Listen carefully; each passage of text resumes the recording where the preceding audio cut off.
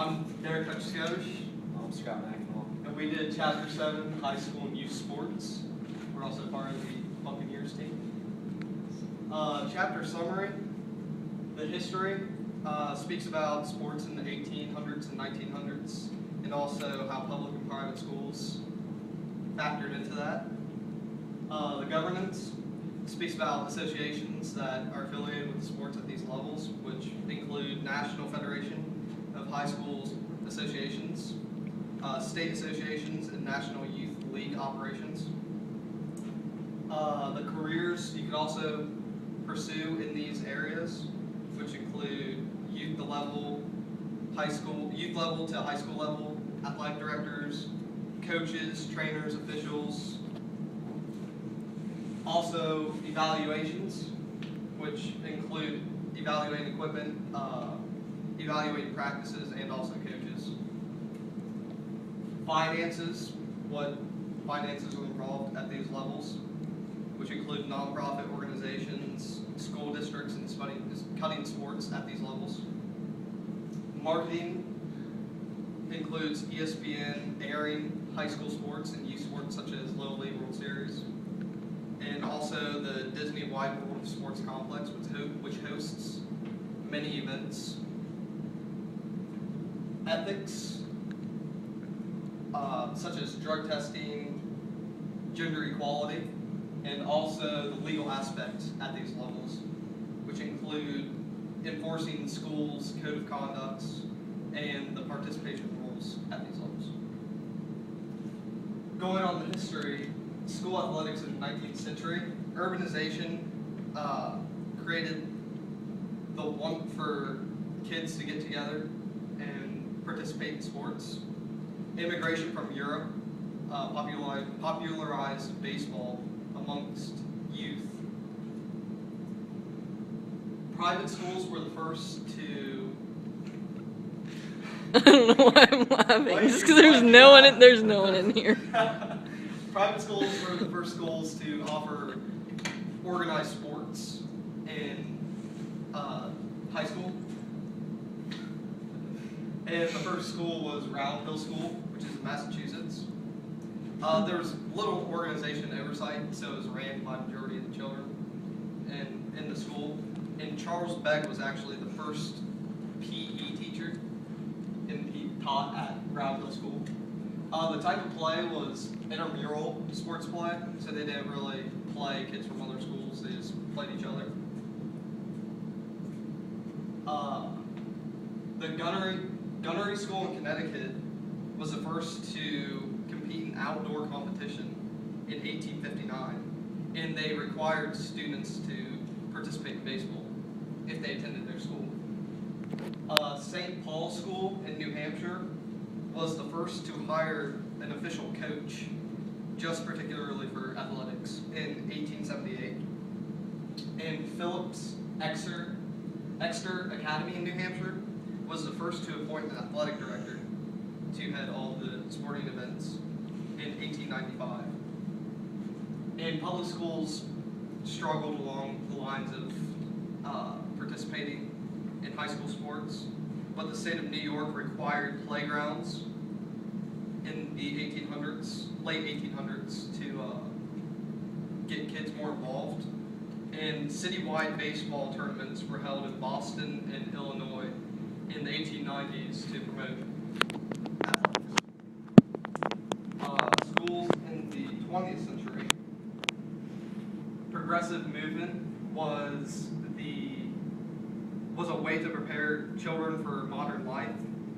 It also brought the increased playground space, so more playland for children to play on. Emerging high school athletic associations created statewide competition in baseball, track, rifle shooting, and it was all government funded. World War I was a way of promoting youth athletics as a way of promoting physical activity subliminally for the military. It also was believed to teach cooperation and discipline.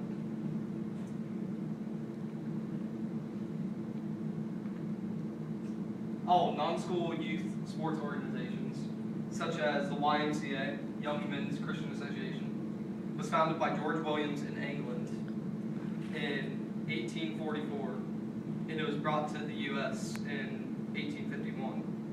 And it had 250,000 members in 1900, 1,400 branches, and in 1969 it got up to 5.5 million members. The Young Women's Christian Association was founded in Boston in 1877, and in 1916 it had 65,000 women in gym class and 32,000 women in swimming classes. The Great Depression Works Progress Administration created a lot more government involvement in youth sports and recreation. The WPA provided $500 million in 1937 for field and playground construction. In local government, Cincinnati had baseball tournaments in 1931 that drew 107 teams. So popularity in the sport was becoming more evident.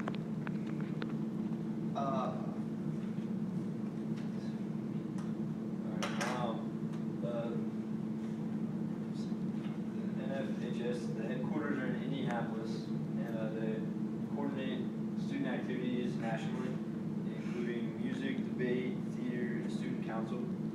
It's in all 50 U.S. states and Washington, D.C. There's 11 million participants, 19,000 coaches, judges, and officials. They make the rules, and they issue the rules for 17 sports, and they give the referees the certification. And the national professional organizations, or the National Interscholastic Athletic Administrations Association, NFHS Coaches Association, and NFHS Officials Association. And on the state level, they have a replication of the NFHS, and it's Organization of State Championships and Competitions Eligibility.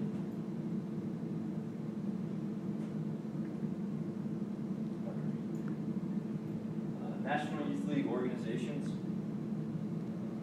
they promote participation among youth children. Little League Baseball was founded by Carl Stotts in 1939, and it was just a 3-team league in Williamsport, Pennsylvania. And it was for boys ages 9 through 12, and then girls were able to start in 1974. The decade after that, there was 867 teams in 12 states. And in 1963, we went up to 30,000 teams, did 6,000 leagues on 4 continents. 2002, there's 2.8 million kids in 105 different countries. And they have 4 levels. There's local, district, region, and international. And they have 110 full-time employees. Marketing, ESPN is obviously one of the biggest sports marketers. And they have Disney's Wide World of Sports. And that complex cost $100 million, and it was established in 1997. There's 2 field houses, 8 fields, 4 baseball fields, 6 softball fields, track and field, cross country, 10 tennis courts, and 100 lanes for bowling. They host 180 events in 50 sports, including the AAU National Championships. The problem with this is that they don't know if it's for sports or if it's for revenue, and airing school, Little League sports on TV is okay. Ethics, performance-enhancing drugs, and gender equality. Kids are pressured to do performance-enhancing drugs because of people like Barry Bonds, Alex Rodriguez, and they think that that's the only way that they can get better.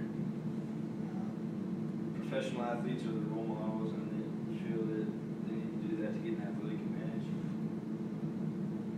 Title IX goes along with gender equality, make sure girls are treated the same as boys are. And the legal athletes follow guidelines given by the school, protecting the integrity of the school and also the student. And they enforce the rules so student athletes know academics in school is before athletics.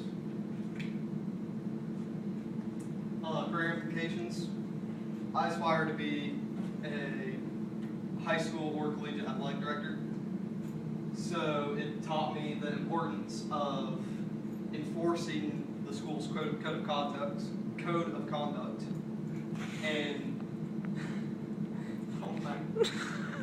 and making sure the students also represent your institution well, and the importance of nationwide structures such as NFHS to keep stability within these organizations so everybody can compete against each other. My career implication is that it will help me in my career path because it will remind me to do the right thing and treat everyone fairly. I will fit into this process by setting a good example for